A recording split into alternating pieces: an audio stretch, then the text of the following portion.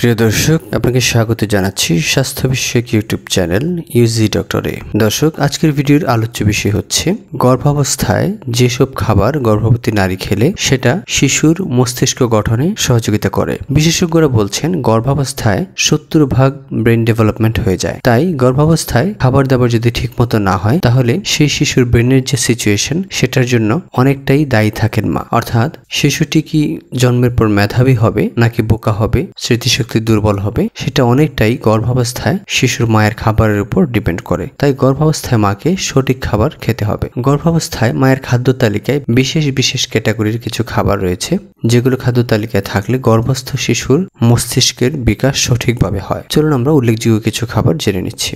এ সময় হবু মাকে খেতে হবে মাংস, মাছ, ডিম, বিনস, পাঁচমিশালি ডাল, সিড। এগুলো নিয়মিত খেলে শিশুর মস্তিষ্কের বিকাশ সঠিকভাবে হবে। আয়রন ও ফলিক অ্যাসিডের খুব দরকার মস্তিষ্ক গঠনে, তাই কলা, শুকনো ফল, শাকসবজি খেতে হবে বেশি বেশি। গর্ভধারণের শুরু থেকে এই ক্যাটাগরির খাবার খেলে গর্ভস্থ শিশুর মস্তিষ্ক বিকাশ ও বুদ্ধিমত্তা বাড়বে। গর্ভধারণের 4 মাস থেকে ওমেগা 3 ফ্যাটি অ্যাসিড যুক্ত খাবার খাদ্য তালিকায় বেশি রাখতে হবে, যেমন কুমড়ার বিচি বা সূর্যমুখীর বিচি, সামুদ্রিক মাছ যেমন স্যালমন, টুনা, ম্যাকেরেল ও কড লিভার ওয়েলে প্রচুর ওমেগা 3 থাকে। কোলিনযুক্ত খাবার রাখতে হবে খাদ্য তালিকায়। ডিমের কুসুমে প্রচুর কোলিন রয়েছে। গর্ভস্থ শিশুর মস্তিষ্ক বিকাশে এবং স্মৃতিশক্তি বাড়াতে কোলিনের বিকল্প নেই। এছাড়া পনির, গরুর মাংস, কলিজা এই জাতীয় খাবারে প্রচুর ভিটামিন ডি থাকে। গর্ভাবস্থায় মায়ের শরীরে ভিটামিন ডির অভাব হলে শিশুর মস্তিষ্কের বিকাশ সঠিকভাবে হয় না। এজন্য গর্ভবতী মাকে ভিটামিন ডি যুক্ত খাবার খাওয়ার পাশাপাশি